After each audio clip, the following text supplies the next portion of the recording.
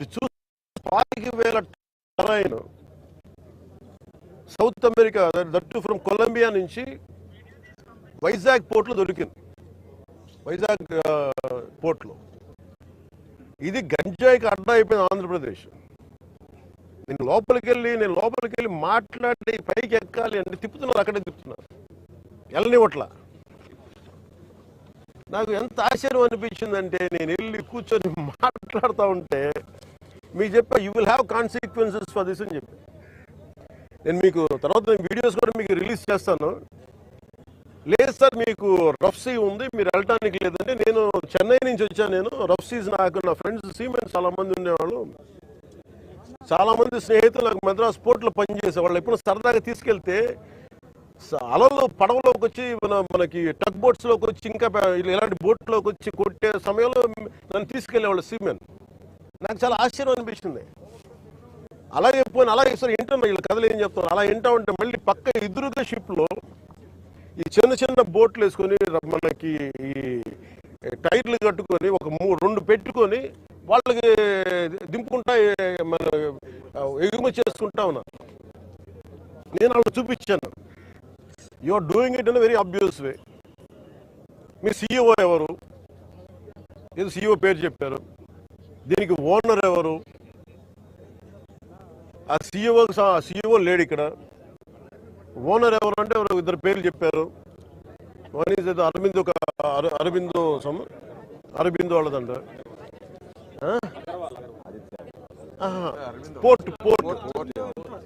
Port ఎవరి కంట్రోల్లో ఉంది?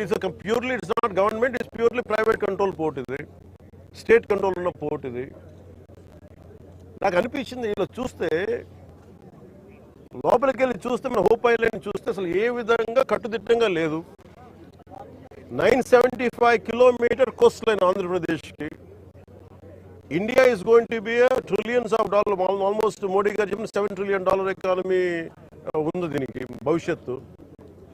ప్రపంచ దేశాలు మనల్ని ఎదగనిస్తాయా లేదా, మన బలహీనతలు ఏంటని చూస్తారు. ఆంధ్రప్రదేశ్ కోస్ట్ లైన్ మనకి ఎంత బలమో అది మనకు అంత బలహీనత కూడా. ఎందుకు చెప్తున్నాను ఈ మాట అంటే, వైజాగ్కి పాకిస్తాన్ నుంచి వచ్చిన ఆ యుద్ధ సమయంలో మీకు గజనీ సబ్మెరీన్ చూడొచ్చు. నేను చెప్పాను ఈ రోజున ఈ పబ్లిక్ డిస్ట్రిబ్యూషన్ రైస్ తాగదు స్మగ్లర్లు చేసేది.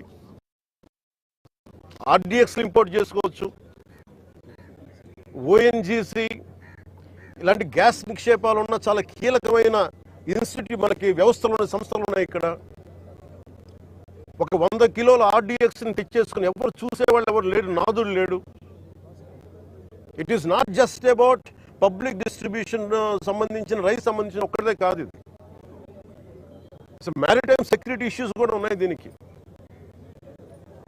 మ్యారిటైమ్ సెక్యూరిటీ ఎక్కడ ఉంది? మ్యారిటైమ్ పోలీసింగ్ ఎక్కడ ఉంది? ఈ పోర్టు ఫ్రీ ఫర్ ఆల్ అయిపోయింది. ఉగ్రవాదులు కసాబ్ లాంటి వాడు ఎలా వచ్చాడు? ఇక్కడ మనకి కరాచీ నుంచి బోట్లో వచ్చి కాల్చేసాడు.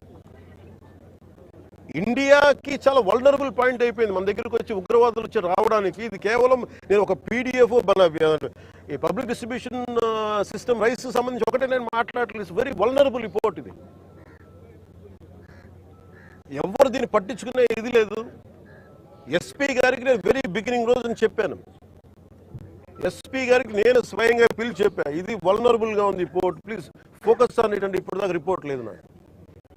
ఇంకా కలెక్టర్ గారు ఇంకొంచెం ఇనిషియేటివ్ తీసుకుని చేయబట్టి మా మనోహర్ గారు, కొండబాబు గారు వీళ్ళందరూ కూర్చొని ఒక టీం లాగా పనిచేసి ఈ రోజు నిన్ను పట్టుకోగలిగారు. మన సుధీర్ గారు కూడా సివిల్ సప్లైస్ చైర్మన్, ఆయన కూడా మీరు ఎంత పట్టుకున్నారండి నిన్న?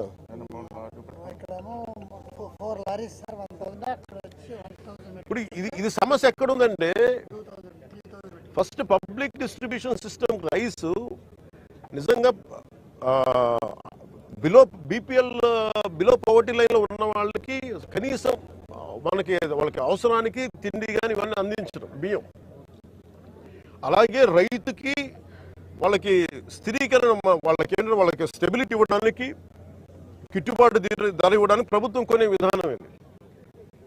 దీనిని దాదాపు 43 రూపాయలు ఖర్చు అవుతుంది. 43 రూపాయల 50 పైసలు ఖర్చు అవుతుంది ఒక్కొక్క కిలోకి. అది గవర్నమెంట్ సబ్సిడైజ్డ్ ప్రైస్ తోటి రెండు రూపాయలు జీరో. మొన్నదాకా రూపాయి 2 రూపాయలు ఉంటే ఇప్పుడు అది కూడా లేదు, పూర్తి అసలు జీరో.